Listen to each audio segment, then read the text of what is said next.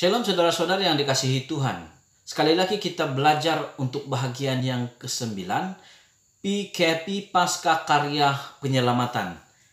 Sesungguhnya rujukan kita dalam waktu ini, sekarang ini adalah Keluaran pasal 12 ayat 29 hingga ke-42, di mana kematian anak sulung. Dan subtema yang saya gunakan adalah pertobatan atau penyesalan yang terlambat.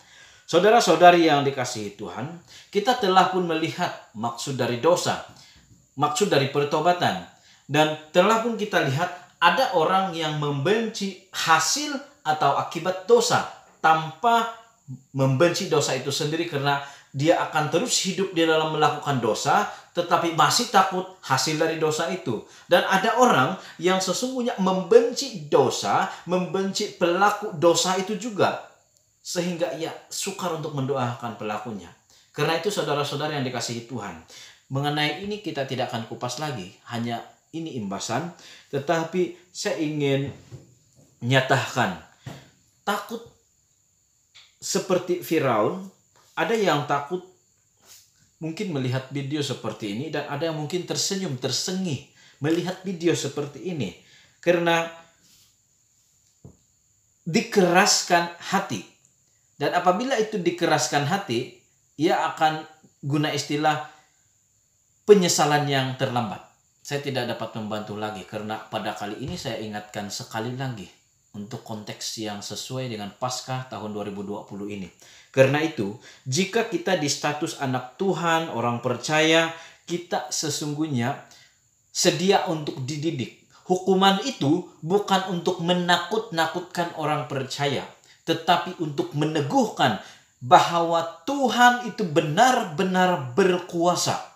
Di mana kalau raja yang baru itu tidak mengenal Yusuf lagi, artinya bangsa Israel itu pun tidak mengenal Yusuf, tidak mengenal Yusuf.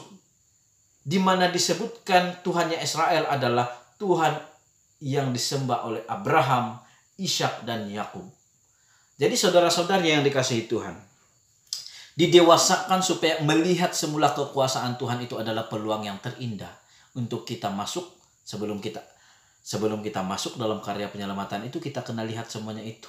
Dan kalau kita mau masuk dalam karya penyelamatan, bertobatlah, jangan sampai mengalami penyesalan yang terlambat. Saudara-saudari yang dikasihi Tuhan, Keluaran pasal 12 ayat yang ke-40 tertulis 430 tahun.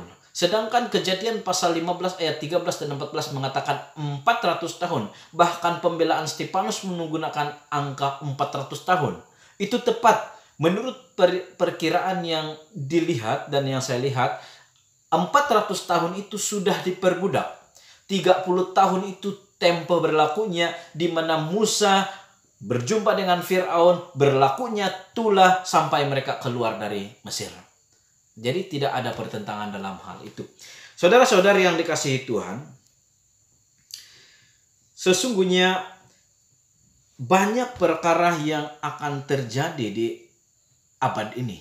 Dan semuanya itu memberi kita peluang, memberi kita kesempatan untuk melihat amarannya Tuhan.